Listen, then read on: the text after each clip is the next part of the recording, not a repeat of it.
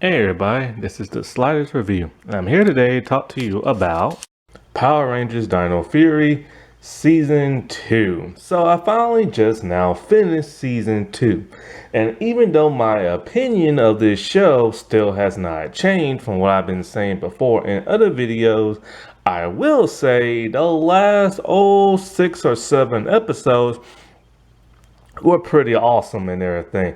And they was a whole lot more better than the entire season and stuff. I will say that even though I'm not particularly a fan of this season, or I should say this series, there are things I do like about it in season 1 and in season 2, like I said before. However, there are so many things in this show that just bore me to death. Like, I really find it odd that so many Power Ranger fans are all this season is incredible, this season is like amazing, this is the best season there's ever been in like a decade, or this is the best season like period. I don't understand that, because like y'all about my age and y'all know what good Power Ranger seasons look like. And this was just kind of dull and boring towards you get to the end. That's kind of the same way I felt about season 1. I was bored until it got towards the end. I shouldn't have to wait halfway into like a season just to be happy about it. And so there are some things that kind of confuse me. There were a lot of things that try to connect to other Power Ranger shows.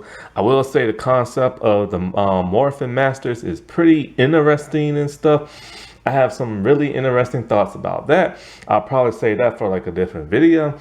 And so I will say one thing that confused the like snot rockets out of me was like the whole Beast Morpher cameo that they did in that one episode. I'm just still kind of that was cool to see them fight and everything for nice nostalgia and stuff like that. But other than that, it was just a cameo. You can't really consider it a crossover. And I still can't believe the comments I'm reading. And it's from multiple people, not just one.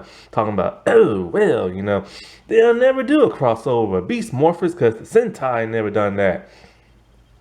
For the people who have said that, you must be new to the Power Ranger fandom. Because if you knew anything that you knew in past seasons, they don't always rely on the Sentai to do like crossover events. And so like they mostly make up their own stuff. It's very rare that a crossover will take a lot of the inspiration from the Sentai, like very rare and stuff. And so, who are you people that be saying that? You can't be long-lasting Power Ranger fans, because you would know. You ever heard of anything called Forever Red? Did you ever see the season of like Dino Thunder and Ninja Storm crossover? Have you ever seen Once a Ranger? That what is it? Dimensions in Danger? Like, have you ever heard of those things? Have you ever heard to the 10th power? Then apparently you ain't no Power Ranger fan if you're gonna say some crap like that. My eyes were like insulted when I read that. So they could have very well done something with the Beast more for people, but then of course they'll have to fly out the American stars. They really wasn't going to do that. Well, I'm tired. But they really wasn't going to do that because one, New Zealand has like really strict COVID rules that I have to like quarantine for 2 weeks after they get off the plane, then film, then quarantine for another 2 weeks, get back on the plane, and then go home. So there was no way they was going to do anything like that. But it would have been nice to have a real legit crossover like season. And not just crossover people from like the New Zealand actors that people remember, like the dude who's been in almost every Power Ranger season since they went to New Zealand and stuff. I don't consider that like a real crossover. Plus, I hate mechanics so stinking much. I don't like ninja steel and everything. But yeah, I still feel like this season was more of a teen drama that just so happened to have Power Rangers in it. And kind of how Turbo was a sitcom that just so happened to have Power Rangers in it. And I noticed with this second season, there weren't that really many solo episodes. Like there were, but they were mostly combined with like other Rangers, which is kind of bizarre because normally when it's a solo episode, it's that solo Ranger by themselves. But this time they combined some. Like Ion had a solo episode, but it was mostly a Ollie episode. And then Ollie's solo episode, that Valentine's Day episode, was mostly just an Amelia type episode. And of course, Izzy got her solo, and then Javier got his solo. Then they did another solo where they combined both their episodes. And Zato, I don't even remember. I think he might have had a solo, but if so, he shared it with Void Knight and stuff. And so, is there anybody I'm leaving out? No, yeah, Amelia. I don't even know what her solo episode was, and unless it was just towards the end, her finding stuff out. Now, I am very confused. At first I was until I read it online. So like one of the things I was really happy and excited for at the end of season one was Voice Knight wife lady was like revived.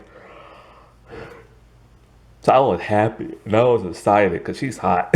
I wanted to see her be like, what was she gonna do? Was she gonna be good? Was she gonna be bad? The whole Void Knight, Void Queen, and Amelia thing really reminds me of Mystic Force. But I think Mystic Force did it a whole lot better. And so like even the family reveal in space was done a whole lot better.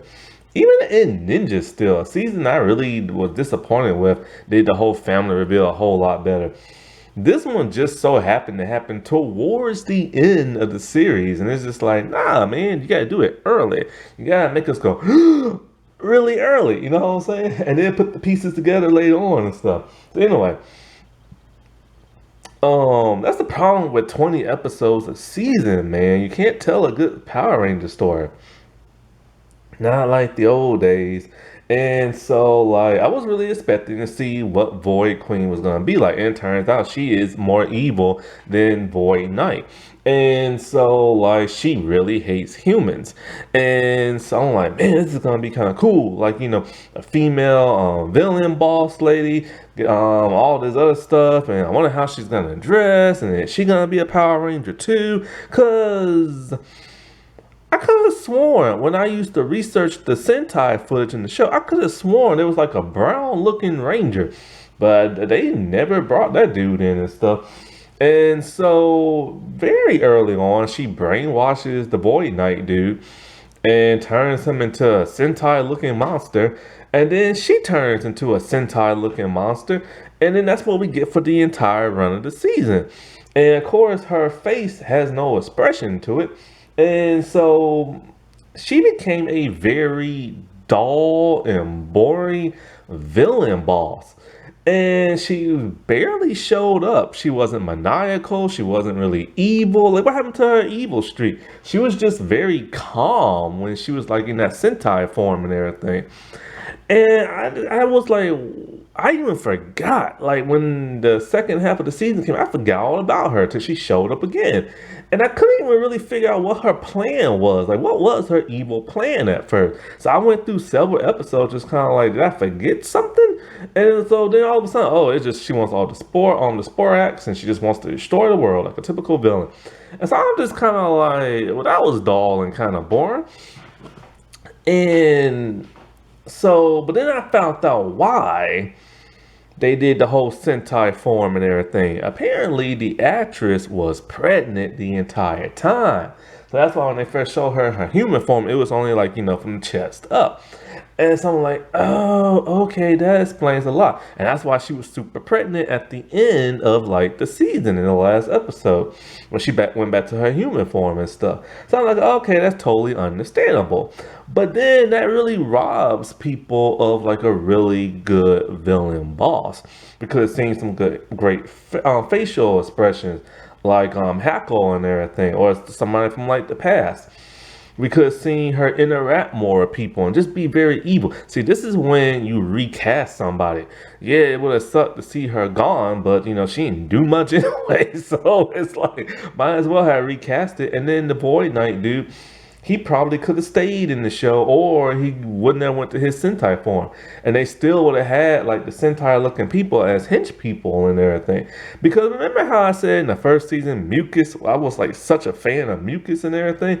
Mucus barely showed up in like season 2, and when she did, she wasn't all that cute and cuddly and everything. And I still don't remember any of the other generals' names and all this other stuff, and they look so silly. Like, that's the Sentai fault right there, because they're trying to make everything more kid friendly and toy availability and everything. And so then, of course, our second ish type villain boss was Lord Zed clone, and so this was before he married Rita and everything. And so I'm like, okay, what they gonna do with the whole Lord Zed? Okay, he's back. Oh, he disappeared. Oh, he disappeared for half the season. Oh, he's back again. And oh, now he's on RAFCON and everything. And it's just kind of like, oh, he like, brainwashed Ollie and everything. And so it's like, what's this dude's plan? I honestly don't know. I really, truly don't know. And somebody edited the Wikipedia page, so I'm all like, I don't remember that happening. I don't remember him going back to his moon castle thing. I don't remember Broodwing like breaking him out. And so like, unless that was in like a hidden like feature or something I didn't see, because I didn't see it. So I think having Lord Zed on there was just stupid and pointless and everything. If they really wanted Zed to be like the villain for whatever stupid reason in Cosmic Fury, which still pisses me off because I don't need member berries, man. His story arc was done. In Space whooped his behind with Zordon's energy wave, and he was human alien again. You know what I'm saying? His story is over. I don't need him again. And if you ain't got nothing cool with him, don't bring him back like you did Goldar Maximus. Ugh, that was so ugly. So it's like, if they were really truly gonna bring him back, they should have brought him back towards the end of the season. That way they could tease it into Cosmic Fury. But instead, he got defeated by like the Green Morphin Master and got encased somehow in a crystal. How? Hey, don't know. Do they gonna explain it? Hey, don't know. Yo, Simon Bennett, you like to explain everything else on Twitter and everything. Why couldn't you explain this on the show?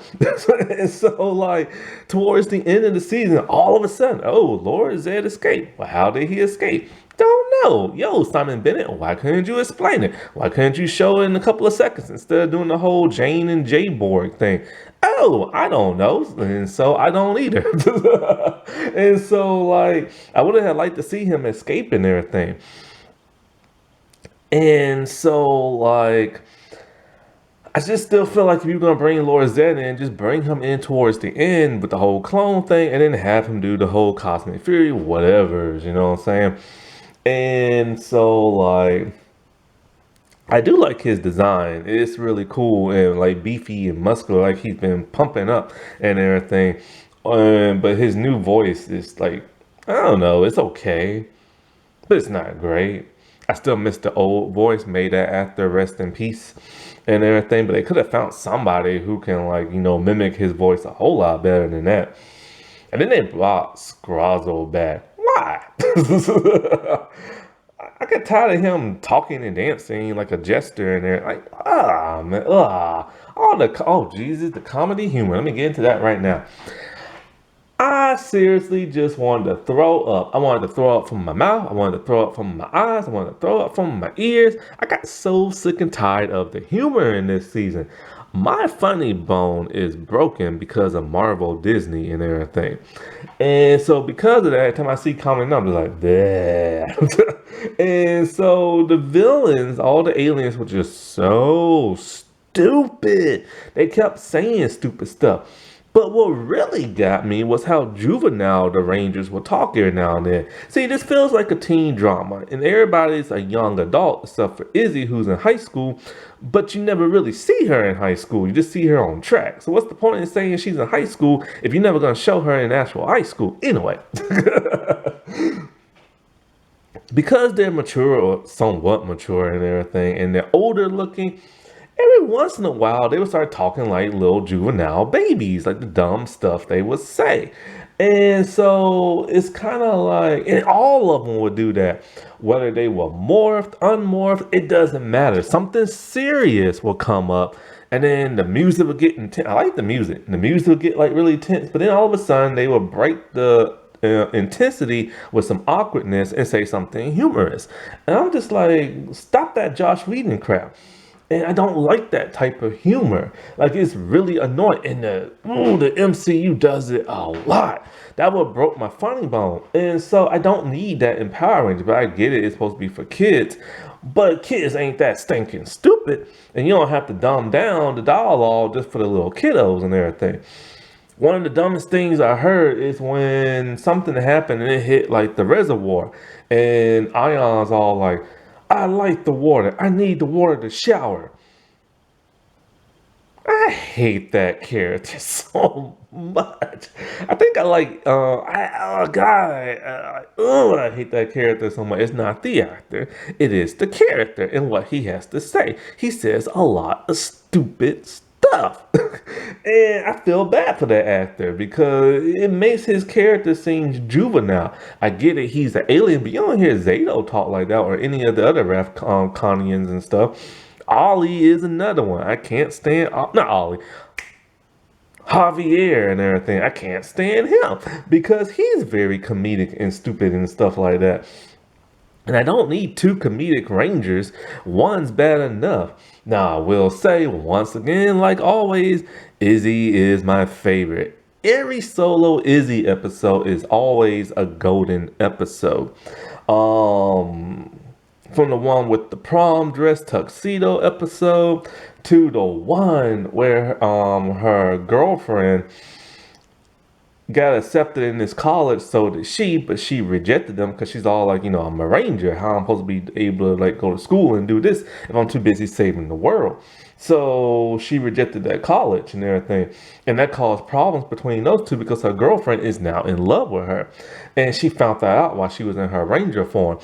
And that was a very intense and emotional episode that kept weighing on her mind. And so it finally to where they tracked her down, stalked her. That lizard lady, man, I tell you, found her location, found her, and Izzy went to her. And Izzy told her, she loves her too, which caused, was it Fran? To figure out, that, I think it's Fran. If so, what? That's the same name, the Jungle Fear. Are y'all running out of names over there in Power Rangers right now? Anyway, so she realized, oh wait, the only person I told was the Green Ranger. So she figures out who it is and everything.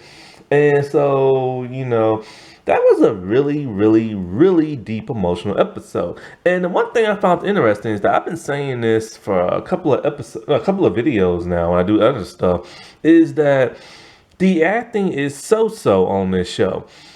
For the most part, everybody talks very bland, kind of tired, like they're bored and everything. They film like 3 episodes like a day. Plus, some people's acting is better than others. I never judge Power Rangers acting. I know a lot of people do, especially when it came to Megaforce. But I don't do that. Because, if you're like me and you research these people and what they do after Power Rangers, this and that, you know that a lot of them started off in Power Rangers. So when it's like one of your first acting gigs or one of your first ones, you're not going to be like Patrick Stewart. You know what I'm saying? You're not going to be able to knock it out the ballpark. And a lot of them don't get work afterwards and stuff because people see their acting resume. They see Power Rangers on that. They're like, nope, don't want nothing to do with you. So I never judge people on Power Rangers because of their acting. But what I do say is that, some are better than others. Sometimes it's so-so. But this season, everybody sounded like they was dull and bored and tired. And that really took me out of it because nobody was really all that excited except for Ion. And a little bit of like, all of Javier at times, sometimes Zato a little bit, but everybody else was kind of like, we're tired and everything. So when they had that bland voice, it just took me out and made me even more bored. But I noticed even with this season or even past seasons, even in the Fox Kids day, every time it's that solo episode, that's when you get the best acting ever from that solo character and stuff. And so like, because Tessa, who plays Izzy, her Kiwi voice is very like more not so much high pitch, but it's more British sounding. It's more like bouncy, whatever stuff like that. But when she does her fake American accent, it's very like heavy. It sounds tired and stuff like that. But that solo episode with the one I just told you about, like she like gave a really great performance, and that's what they always do. Power Ranger stars always give their best performance when it's their solo episode and stuff. And so this is kind of curious now because they're gonna be in space and Fran's gonna be now the Orange Ranger and stuff. And so like I guess they're both gonna be missing school or however they're gonna do the whole space thing. I don't know yet for only 10 episodes. God. And so, like, Izzy is my favorite character, and I just love her solo episodes. Another great one, well, when she shared it with Javier and everything, with the whole karaoke thing, and Void Knight, dude, in his Sentai form, had to get the Sporax and stuff. It was weird they wanted to use a human drill. Like, you didn't have a monster that can just bust through the ground and find a hideout and stuff. Like, you had to use the drill. But of course, they had to set that whole family dynamic. And it was cool seeing them be evil and then, do the karaoke thing. And it was cool to see the power of love is what broke them out of it. That was a strong message this entire season, especially with the whole Amelia thing. And so that was like a really cool episode, seeing her interact with the family. Which, by the way, Javier is the only Hispanic person on the show. So they cast Mari type actors to be Hispanic, and their skin tone is similar and exactly just like his. It is interesting and stuff. And so that karaoke episode was like a really good one as well. And I really like the dynamic between Izzy and Javier because they really act like brothers and sister and stuff like that. And oh, speaking of which, the actor who plays their father, he used to be married to the actress who played Mara in Ninja Storm, but they sadly divorced. They're about 9 years apart. Dude, who messed that marriage up? If I was married to her, I would make it work. And everything. Just the same. Now, speaking of their hideout, we're here to use the drill. Why is it in the Nickelodeon, Hasbro, whatever era, Neo Saban era, why is their hideouts mostly now always underground somewhere? In Ninja Steel, it was underground. In Dino Charge, it was underground. In this season, it was underground. And it's just like, why do they keep doing the underground thing? Because their hideout is kind of boring now. Like the outside the buildings aren't that interesting. The inside interior always is redressed and it's always uninteresting. I miss the older Power Ranger seasons when their hideout used to look like, different. And so, like, when it comes to Ollie, of course, basically, the only thing with him is just that he's in love with Amelia and everything. Oh, by the way, what's their faces? Fran and Izzy, they don't kiss. They're the LGBT couple, lesbian couple, but they don't kiss. I think they kissed on the cheek once, and that's about it. And when they said their goodbyes to each other, I thought they was gonna kiss, but they just gave each other a passionate hug. And that is because it's a big no-no on kissing in Power Rangers. And I'm surprised they said the L word because you never hear them say love. I think, was it Jen and Wes? Were they the last people to say I love you and everything? I think it was. And so, like, you think you would see a kiss, but that is that stupid, like, Saban rule of no kissing. But they didn't even kiss on the cheek and everything. And when they kissed on the cheek a long time ago, it was like a quick little peck and everything. And so Ollie and Amelia, I bring them up because He's been crushing on her, which I don't remember that in season one, and she's been crushing on him, which I don't remember that either. I thought she liked Zato because they always hung out more in season one, but whatever. At least I remember it like that. And so that Valentine's Day episode was a really stupid episode. It was different for the most part, but Amelia was just so out of character and weird. Like when Ollie tried to play it off and all like, "Oh no, these flowers are for like a different girl and everything." When he told somebody, and so she overheard that, got pissed, started making fun of his flowers, talking about their weeds and everything. And it's just like she's jealous, but she's acting like a you know what and everything. And so then he gets mad and he starts acting like a you know what. And it was like a really stupid episode for them to fight like that. And it was just so out of character. And then of course Lord Zed brainwashed him. Now, there's been some rumors that one of the Rangers is going to turn evil in Cosmic Fury. I don't know why this rumor came up. Maybe one of the people from who work on the show said it, but I don't know. People assume it's Ollie. Why? Just because he turned evil in that one episode, I mean, he's going to turn evil again. And let's not forget that Javier and Izzy also turned evil that season. So when people ain't thinking about them. But then you got to remember something. Zato died and came back alive. What if Lord Zed brainwashed him when he was in the morphin grid? Because remember, Lord Zed said him and Zordon have a personal connection to the morphin grid between the balance of good and evil back in season 2 or 3 or whatever. So how we know he ain't the evil one and stuff. And so like they get together at the end of that episode, but you don't really see them together that much, but then they are together, and then she gives him a big kiss on the back of the neck. Can't even do it on the cheek. Is censor's really that bad? And so I was just thinking of something, but I forgot. What did it have to do with? Let's see, I said they're together, and then she gave me a bit. It was something I was thinking of, just now popped in my head, and it popped completely out.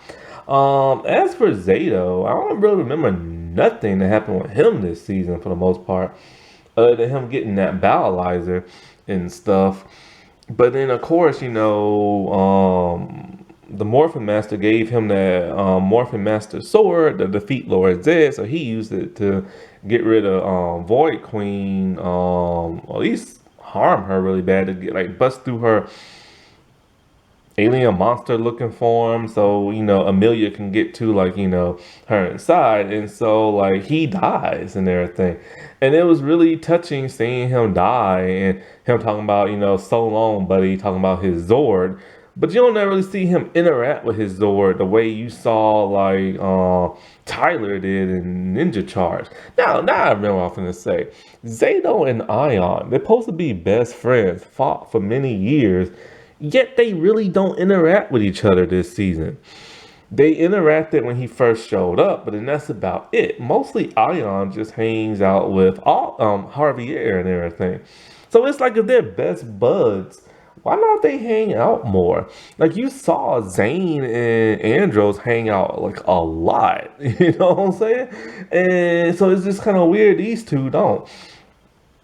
And so like yeah, like, there's some things that in this season just happened too fast, in my opinion. Like when the um Rafcon finally being found, then blowing up because of Lord Zed, and then the Rafconians coming to Earth and be all like, "Yo, we're taking it over" and everything. It's a nice little alien invasion, and so they're like, "What?" It's like, well, you know, look at you humans, man. Y'all blow crap up all the time and kill people so much. So we're gonna make everything peaceful and take over, and making them look like the bad guys. But then, of course, here comes the bad guys, so they all have to work together. And so, very quickly, when Pop Pop saves the general lady, she's like, "Oh my God, you saved my life. I guess humans aren't that bad." And so they turn over a new leaf. And so now we get aliens living on Earth, which of course is going to set up for the whole SPD thing because it's 2023 and SPD takes place in 2025. So this makes sense continuity wise, and I like that. And so like with the let me get into more about the humor stuff that I can't stand. before I get something complete, the math of Morphine Masters. Okay, the humor. I don't like humor. I don't like Bulk and Skull wannabe characters. Jane and Jay Borg, I like the actresses. I just don't like the characters and everything. I feel that the characters are unnecessary to the show and they're just Bulk and Skull wannabes. I am tired of Bulk and Skull wannabes. Their humor is slapstick humor and I'm tired of that. Like when Jane was on that giant exercise bouncing ball and Izzy caught her, but Izzy's holding the ball up, the giant rubber ball, and Jane's a grown woman. How is Izzy able to hold that woman up? She's not super strong. It's like Velma from the original Scooby Doo show, where she would pick all the members of like Mystery Incorporated up and Scooby and run with them in her arms. I know they're both lesbians, but what the world? Like, why is that a lesbian thing all of a sudden when you're super strong and you can just carry somebody and stuff? Like, why? That makes no sense.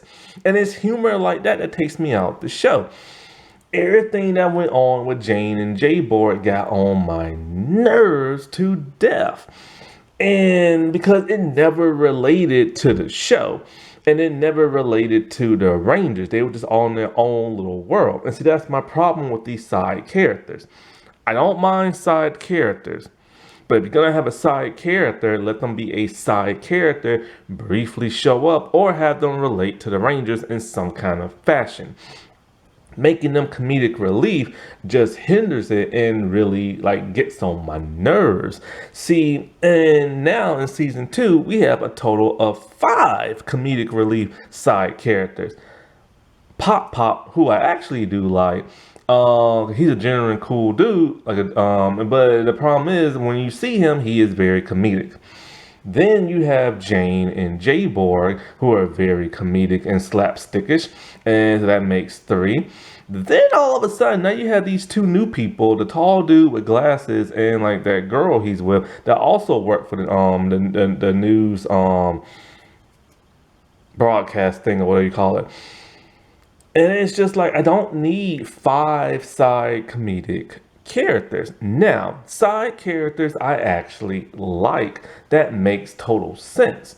Haley from Dino Thunder. She was a side character and she was the tech person. Therefore, she helped the Rangers out. And she was not comedic.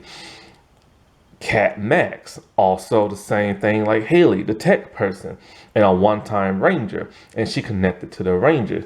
Even in Ninja Storm, whoever that one lady was who run that bike shop, she was cool because she was a real side character who would interact with the Rangers in their civilian form and didn't take up much of the show.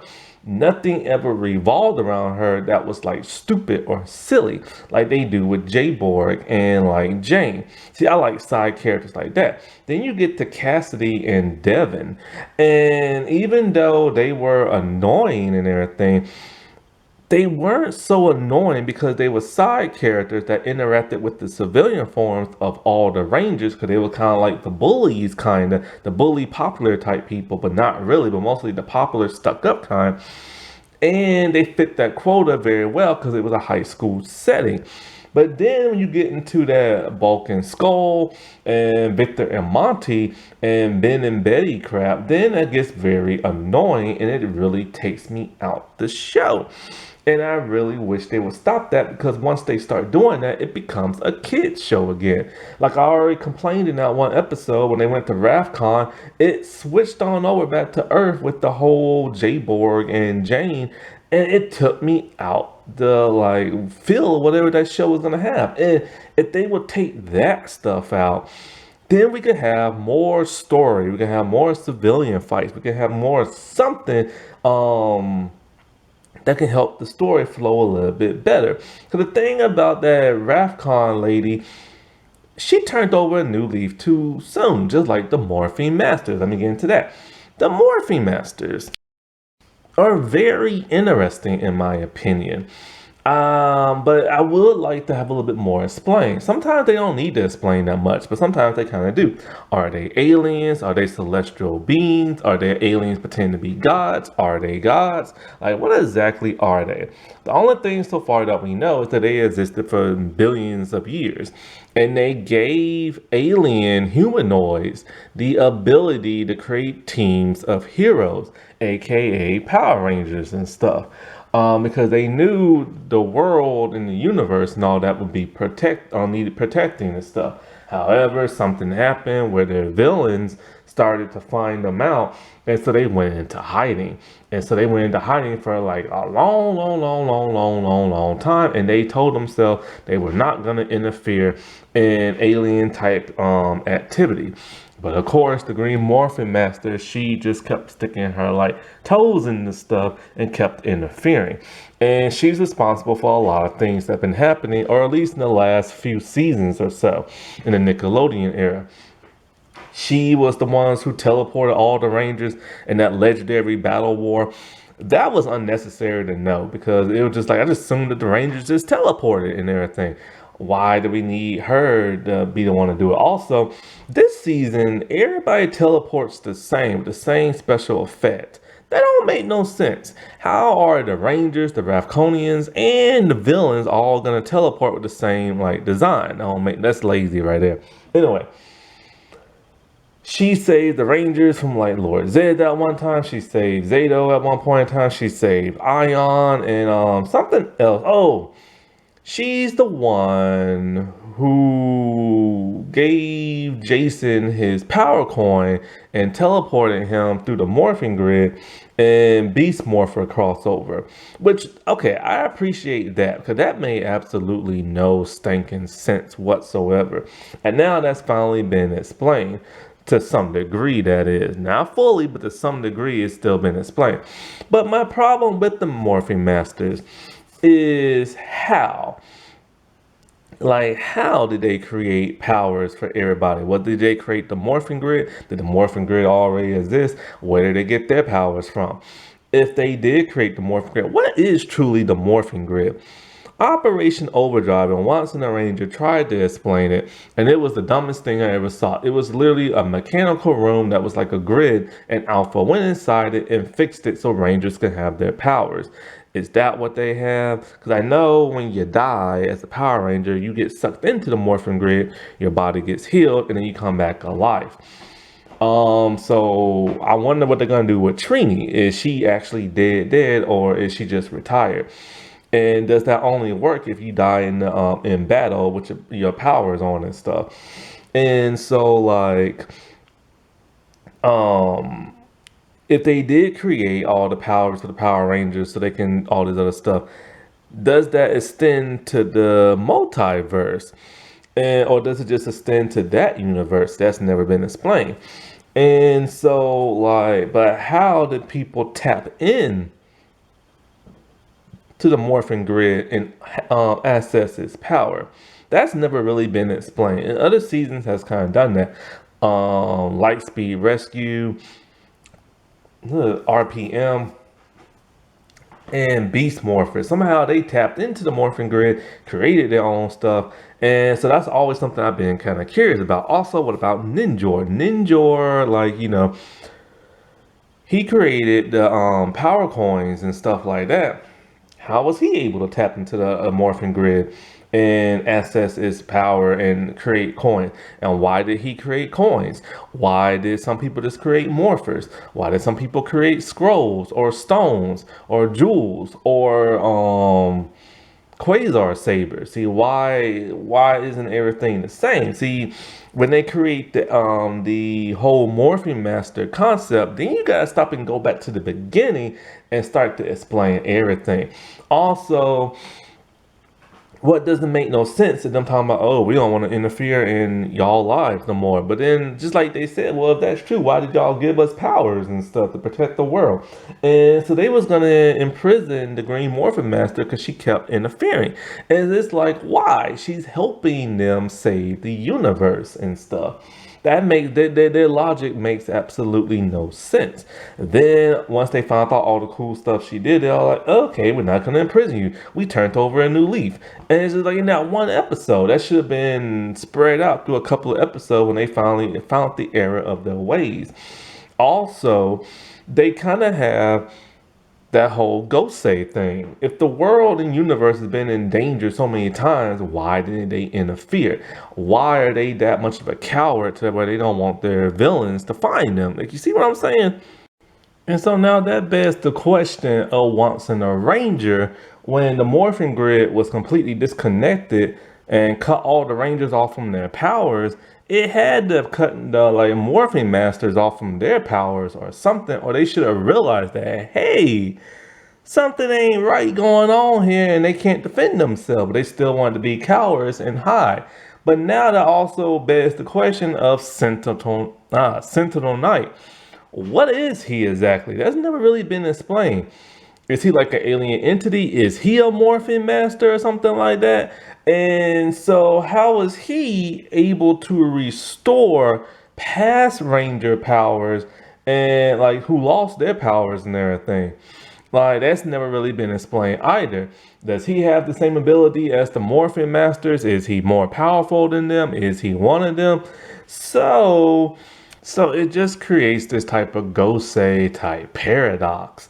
And also it's kind of like, well, okay, since apparently they created powers even throughout the multiverse, did she keep an eye on stuff that happened in the multiverse as well? Like, see, it's creating that problem. Now you have to think outside the box.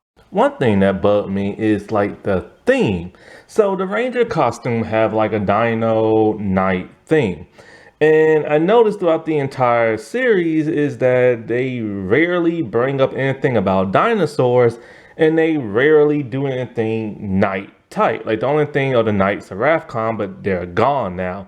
Zato and Ion are the only ones left, but how often do you see them reminisce about their like night days and everything?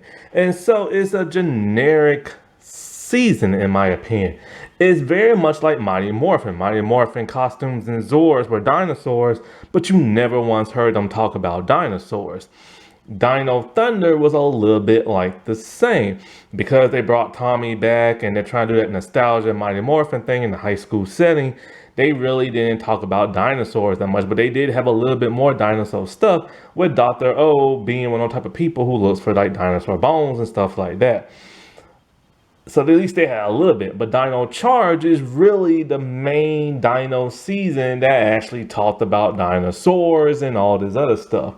But the whole night theme was just basically dropped for just another generic season. One of the things that I noticed about both the Disney and the Hasbro season, not Hasbro, Disney and the Nickelodeon season, is that they took their theme serious and, you know, it was influenced throughout the entire show.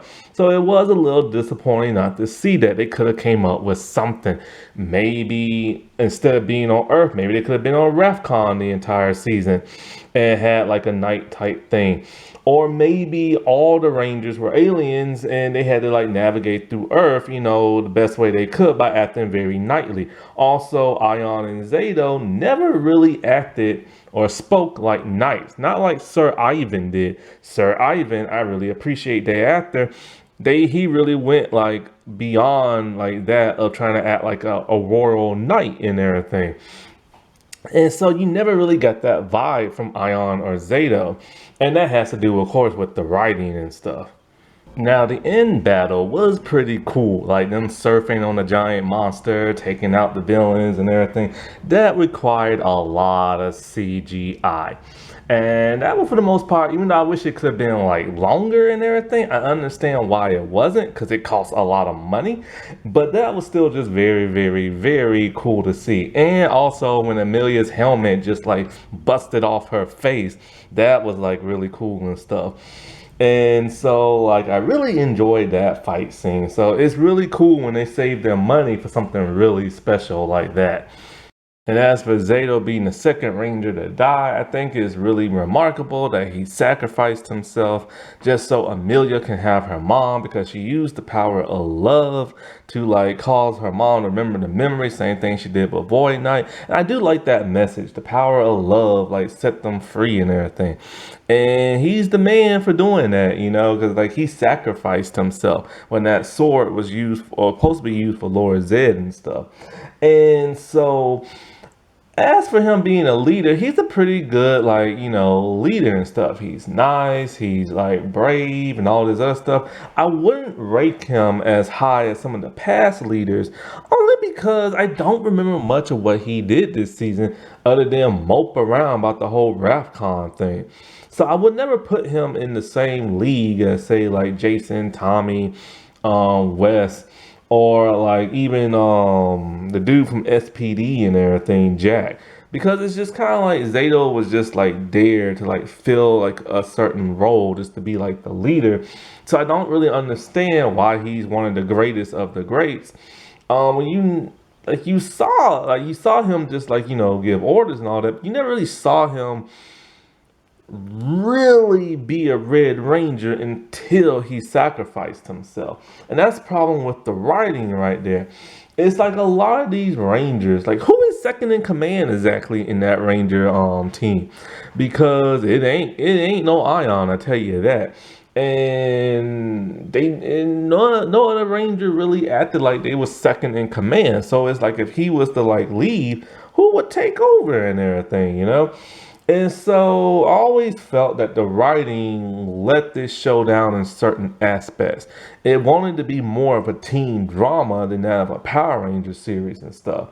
And I think Simon Bennett actually comes from like soap opera type stuff, I believe. And so that's why but I do appreciate the teen drama aspect to all their personal like solo episodes and everything. So that was so cool.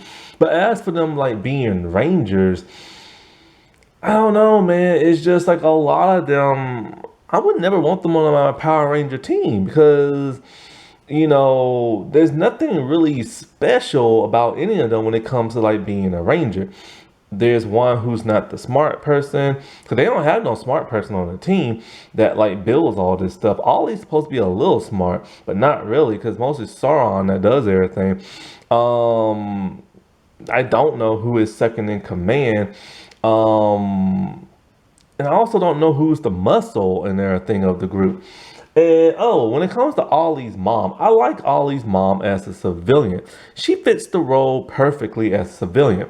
She's not comedic. She's smart. She gives good advice, and she pops in and out when she's needed. She's not like Jay Borg and like Jane, who's in every episode being like slapstick humor. I've noticed something about that. Because when she found out he was a Ranger, I assumed she would be more in the show in the second season, but she wasn't. And it's the same thing with Brody's dad. Every time they bring in a parent who is a pretty cool parent and everything and knows their secret identity, they get rid of them on the show and only have them sporadically pop up and everything. That's so weird.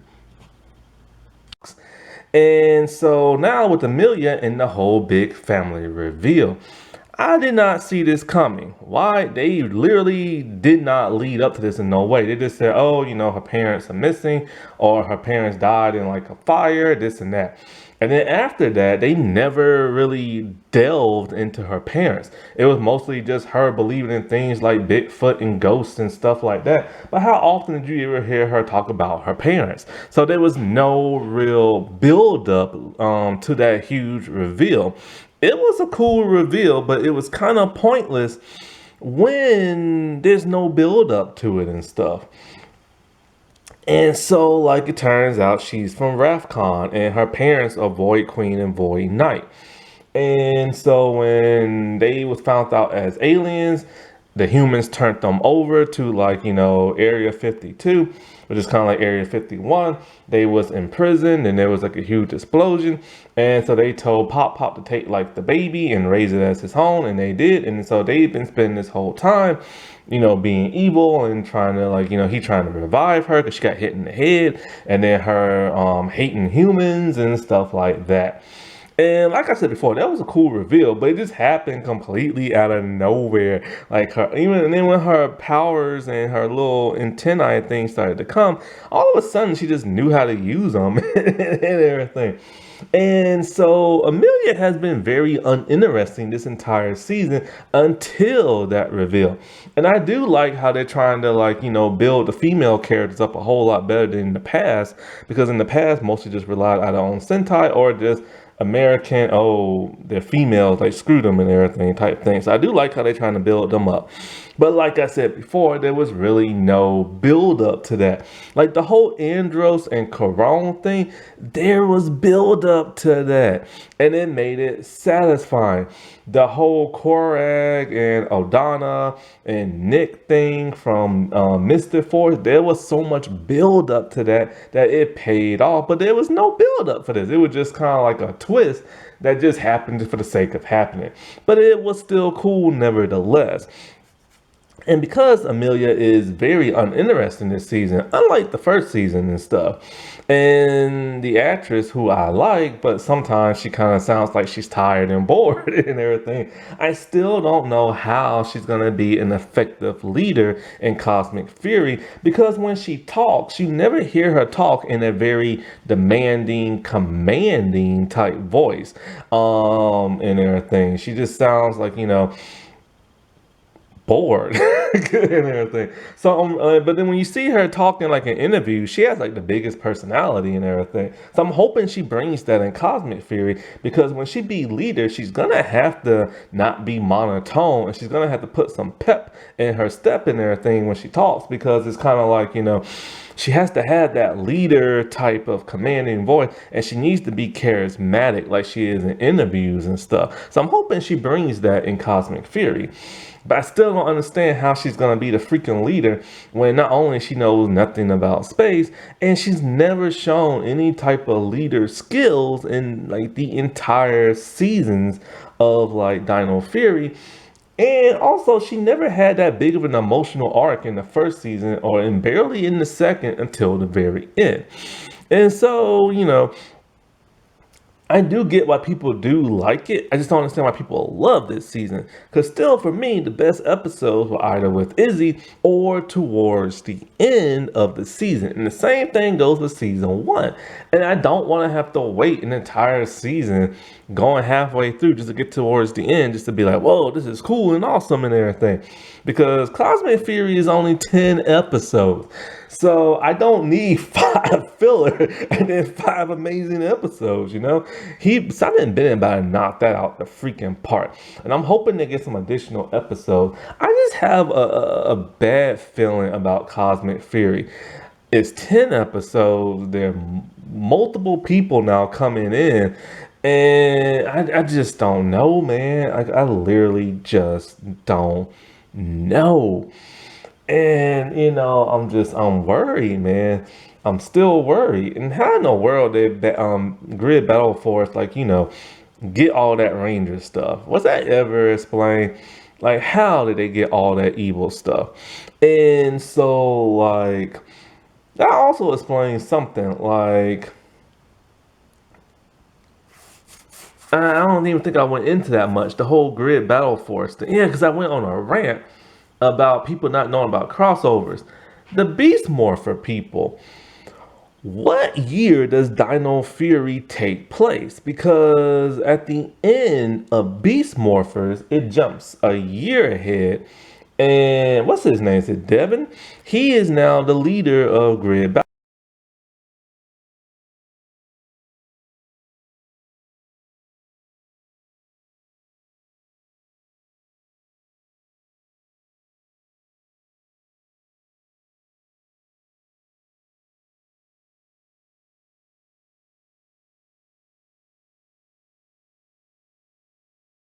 Alrighty, well, I'll talk to y'all later. Bye.